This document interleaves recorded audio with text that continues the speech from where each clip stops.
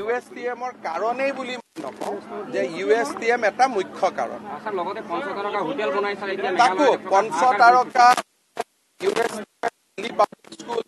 অকল কলে ভোট কৰা হ'ব। সেই জাগাত গঢ়ি উঠা গোটেই কেইটা অনুষ্ঠানে গোটেই পাহাৰ কেইখন ভাঙি শেষ কৰি সেইটোতো হয়েই। আমচাঙতো সমস্যা আছে, সেই কথাবিলাক অতুল বৰা ডাঙৰীয়াই কৈ আছে আৰু বহুত সময়ত ময়ো কৈ আছো, কিন্তু এইটো এটা নতুন সমস্যা।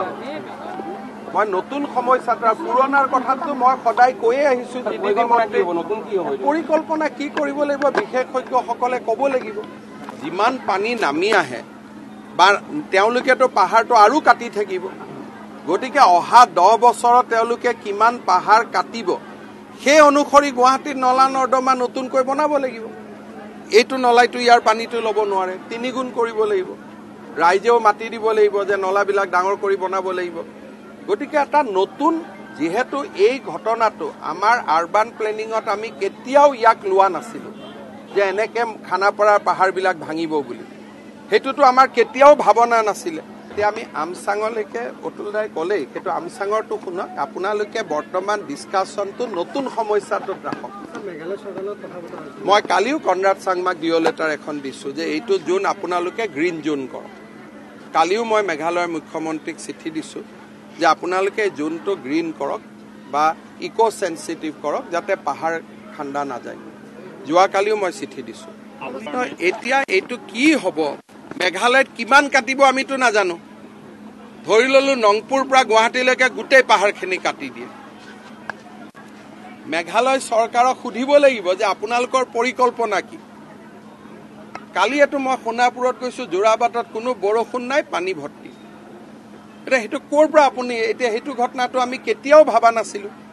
কালিতো মই নিজে গৈ দেখা পাইছোঁ। মই যাওঁতে অলপো পানী নাই।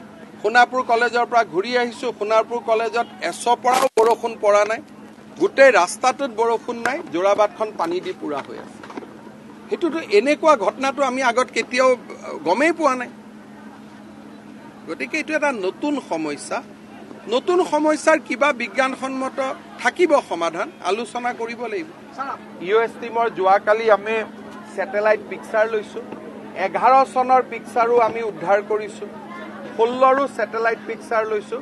তেতিয়া পিকচাৰখিনি চোৱাৰ পিছত আপোনালোকে নিজে গম পাব। মই 1 ঘণ্টা 2 ঘণ্টাৰ ভিতৰত টুইটাৰত দি দিম যে কেনেকুৱা ধ্বংসযজ্ঞতা তাত চলিছে। আৰু যদি মোক কোনোবাই বিশ্বাস নকৰে, USTM কৰ্তৃপক্ষই গুৱাহাটীৰ নাগৰিকক গোটেই USTMখন ভ্ৰমণ কৰাৰ সুবিধা এটা দিয়ক। সেইটো আপোনালোকে নিজে গৈ চাই আহিব পাৰিব। আৰু গুৱাহাটীত বৰষুণ হ'লে, মেঘালয়ত বৰষুণ হ'লে মই আপোনালোকক আহ্বান জনাম যে টিভি কেইটা লৈ USTMৰ সন্মুখত থিয় হৈ থাকিব।